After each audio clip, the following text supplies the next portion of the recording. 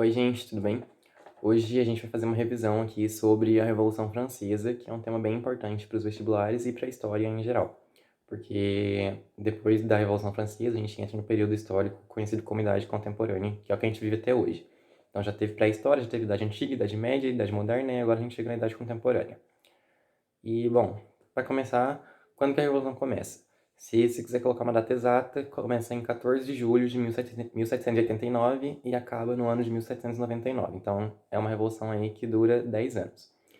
E o que está acontecendo nessa época lá? Qual que é o contexto da França e da Europa em geral e do mundo? No fim do século XVIII, estava marcado ainda pelo antigo regime, pelo absolutismo. O absolutismo era um regime onde o rei tinha poder absoluto e mandava em tudo, basicamente, o poder era todo centralizado nele. E aí depois, quando esse regime acaba, outras pessoas começam a chamar ele de antigo regime, porque daí teria um novo regime, então é por isso que tem esses dois termos para se referir à mesma coisa, tanto antigo regime quanto absolutismo. E naquela época lá na França ainda tinha uma sociedade aristocrática, onde a aristocracia tinha muitos privilégios também. E ainda vigorava o mercantilismo, então tinha forte intervenção do Estado na economia.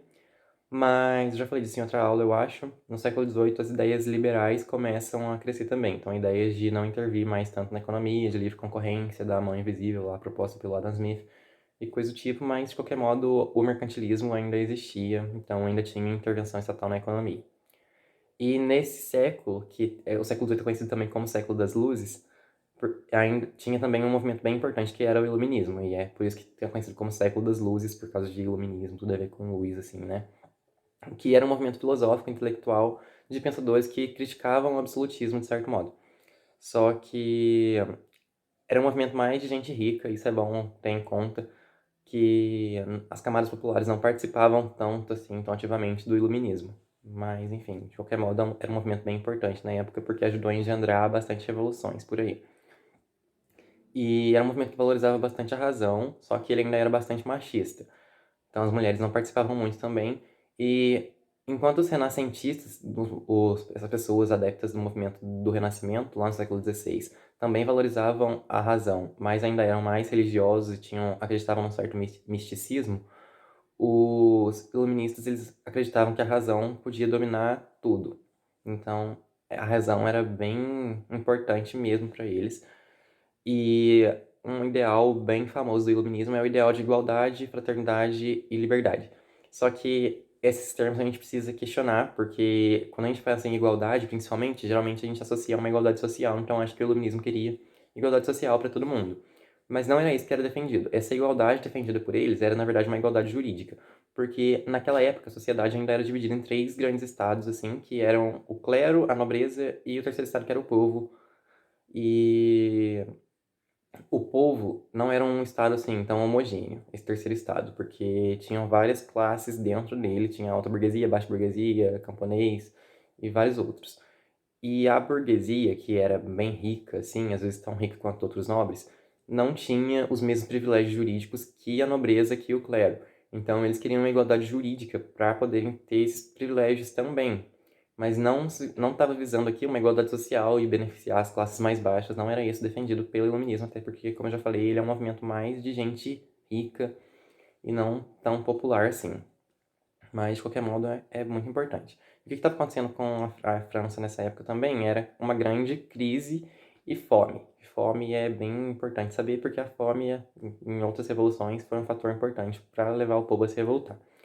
E a França tinha se envolvido na guerra de independência dos Estados Unidos lá, e aí ela estava bem enfraquecida por isso, e isso ajudou a afundar mais ainda em crise. Só que mesmo em crise, mesmo com o povo passando fome, a nobreza ainda estava gastando muito dinheiro com coisas fúteis. Então, eles gastavam muito dinheiro com roupas, com joias, e não se importavam tanto com os pobres. Não se importavam nada, na verdade. Tanto é que tem uma frase que é bem conhecida da rainha Maria Antonieta, que foram falar para ela que o povo estava com fome porque não tinha pão para comer, e a resposta dela foi que comam brioche. Então, não tem pão, come brioche, come outra coisa. Brioche é tipo uma broa, um pãozinho assim. Então, tipo assim, ela não tava nem aí o que estava acontecendo com o povo, mas não só ela, ninguém da nobreza se importava tanto assim, eles estavam gastando e não estavam nem aí pra fome que estava acontecendo com o terceiro estado. Mas a burguesia começou a pressionar o rei para fazer alguma coisa com isso, né? Porque eles tinham que fazer alguma coisa e o que ajudou muito a essa fazer mais pressão também era o fato de que o terceiro estado só só ele pagava impostos. A nobreza e o clero não eram obrigados a pagar impostos e eles eram os que gastavam mais. E isso aí é irônico, no mínimo, né? Aí, por causa dessa pressão que a burguesia faz para o rei, para ele tentar fazer alguma coisa para melhorar as condições do terceiro estado, o rei é obrigado a convocar algumas assembleias lá. E aí a primeira assembleia que ele convoca é a Assembleia dos Notáveis. E essa Assembleia dos Notáveis foi uma assembleia onde ele convocou, onde ele chamou só o primeiro e o segundo estado para uma assembleia para tentar resolver os problemas da França. Então, o terceiro estado, que era o que mais sofria, não foi chamado nenhum representante dele, foi só os dois primeiros estados. E aí lá até se propõe do primeiro e do segundo estado começarem a pagar impostos, mas como só tinha eles como representantes, é óbvio que isso não foi bem sucedido e eles não aceitariam pagar impostos para beneficiar a população em geral. E daí não é bem sucedida essa assembleia e não muda muita coisa. E aí depois voltam a pressionar o rei, continuam pressionando, né? E aí ele convoca a Assembleia dos Estados Gerais e aí sim ele chama representantes dos três estados.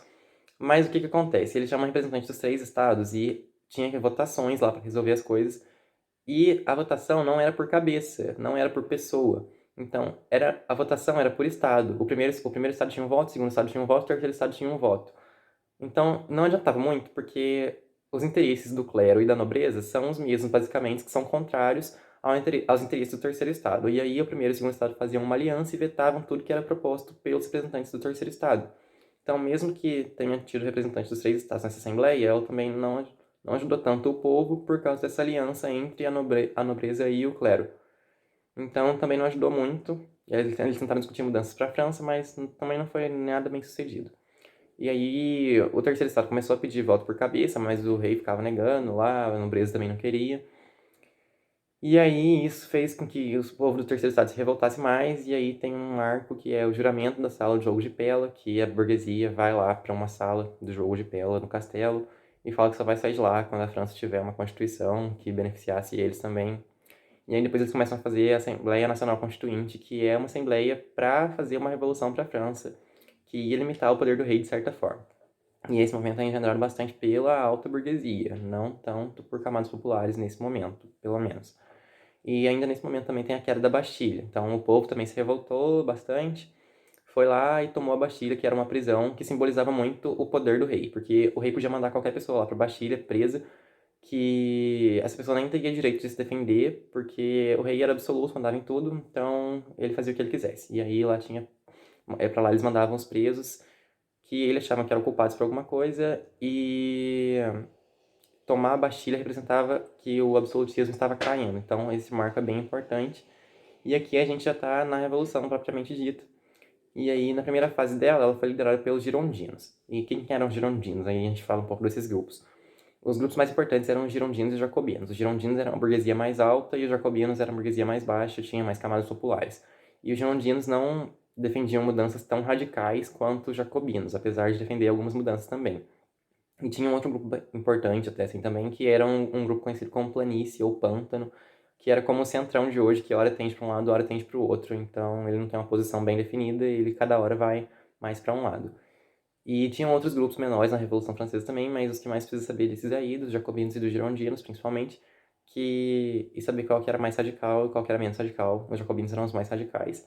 E aqui alguns começam a falar de esquerda e direita também na política, porque os jacobinos sentavam à esquerda do rei e os girondinos sentavam à direita, e aí a gente coloca que os jacobinos eram de esquerda e os girondinos eram de direita. Enfim, só uma curiosidade aí. E essa primeira fase foi liderada pelos girondinos, que eram a alta burguesia, e que não dava tantos privilégios para as camadas mais populares, para os mais pobres, né? E aí, durante essa primeira fase, o rei Luís XVI ele tenta fugir da França. Ele se disfarça junto com sua mulher e tenta fugir, só que ele é pego na fronteira da França, e daí ele é considerado traidor, e ele teria que ser julgado, né, por tentar abandonar a França naquele momento tão complicado. E aí começa uma certa disputa entre os jacobinos e os girondinos, porque os jacobinos já eram mais radicais, queriam que matasse o rei logo e proclamasse uma república, e os girondinos não, eles queriam uma monarquia ainda, queriam uma monarquia constitucional, que limitasse o poder do rei, mas que o rei ainda estivesse lá. E aí isso começa uma disputa entre eles, mas no final os jacobinos vencem e o rei é guilhotinado, e aí acaba de vez o absolutismo. E por isso que essa revolução é tão importante, que marca o fim desse antigo regime, e aí começa uma república na França. E aí a gente entra na segunda fase da revolução, que foi liderada pelos jacobinos. Eles conseguem tomar o poder depois de matar o rei.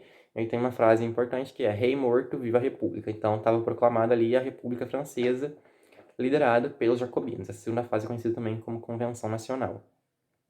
E esse período é o período que tem mais conquistas populares e é bem marcado por ter bastante reforma agrária. Então, as camadas mais populares foram bem beneficiadas, mas com o tempo, o Robespierre, que era um iluminista, chega no poder e ele vira o grande líder da França, assim, nesse momento. E o Robespierre, ele implanta uma ditadura. Então, tipo, eles acabaram de sair do absolutismo, mas outra pessoa já chegou e implantou uma ditadura. E essa ditadura dele tem muita perseguição para os que eram considerados contra-revolucionários.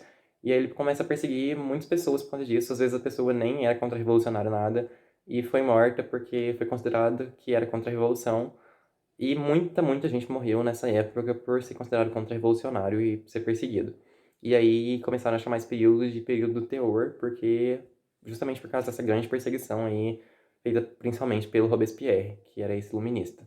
E aí, para tentar conter um pouco isso, a alta burguesia toma o poder de novo por meio de um golpe. E aí começa a terceira fase da Revolução, que é conhecida como Diretório, porque o poder foi dado a 5 diretores, então por isso que é esse nome de Diretório.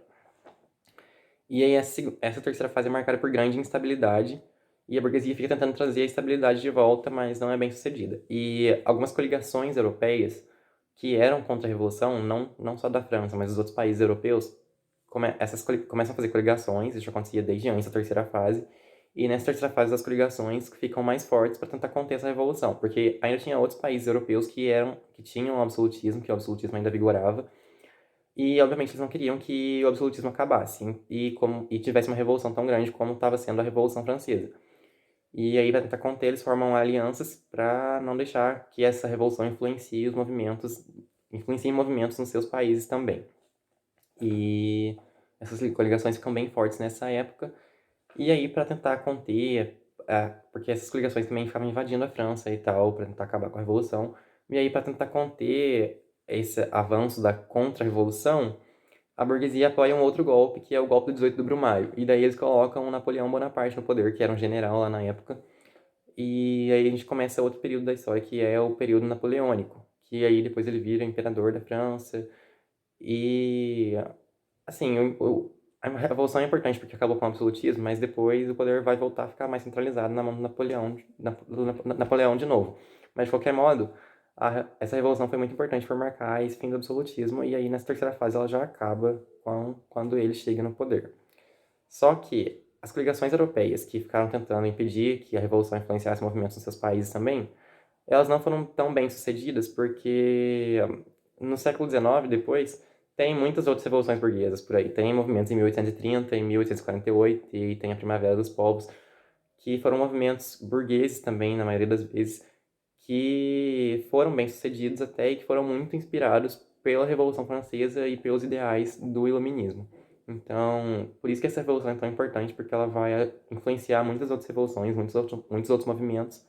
E aí, como eu já falei no começo da aula, por conta de ser um marco para quando começa a Idade Contemporânea também, que é o período que a gente está até hoje. Então, assim, é uma revolução bem importante mesmo. E aqui a gente já finaliza, só vou falar de um último termo que eu já vi cair em vestibular, que é o termo de sans-culottes. Os sans-culottes eram um grupo que geralmente era mais pobre, e esse nome tem a ver com as vestimentas deles lá, porque por ser grupos mais pobres, eles usavam calças compridas e largas, diferentes dos ricos que usavam roupas mais justas geralmente. E sans-culottes eram camadas mais pobres que ajudaram muito na Revolução, tiveram sua participação lá na tomada da Bastilha, e eles eram grupos mais radicais também, assim. E foi só pra trazer esse nome, porque eu já vi cair numa questão, só pra vocês saberem o que é esses sans-culottes, caso apareça. E, geralmente eles eram trabalhadores urbanos, pequenos comerciantes, ou até pessoas que estavam desempregadas no momento. Então, é isso aí, gente. Obrigado por vocês terem assistido até aqui e até mais. Até uma próxima.